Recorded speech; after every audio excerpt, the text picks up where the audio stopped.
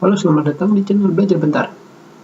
Sekarang kalian lihat pada gambar ini, pada bagian kotak pesan ini terdapat tulisan jika kau mengklik don't save, tidak menyimpan, kopi terbaru dari file ini akan tersedia sementara. Itu artinya fitur recovery atau pemulihan file dokumen kalian diaktifkan.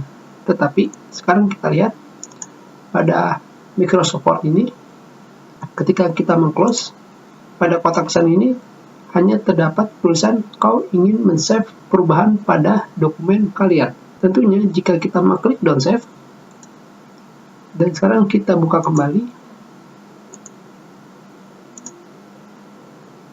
dan sekarang kita lihat pada file, manage dokumen, dan sekarang kita lihat pada bagian recovery, ataupun pada bagian bawah manage dokumen, sama sekali tidak ada file pemulihan kalian.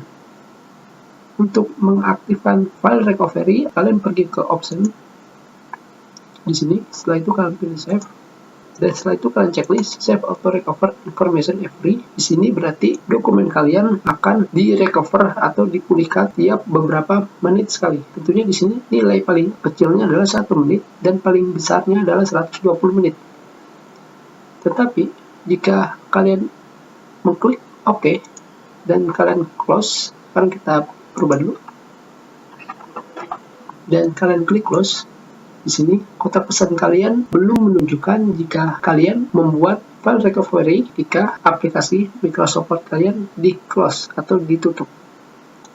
Sekarang kita balik lagi ke option, dan sekarang pada bagian save kalian harus menceklis pada tulisan keep the last auto recover version if I close without saving, yang artinya simpan versi terakhir pemulihan jika aku menutup tanpa menyimpan.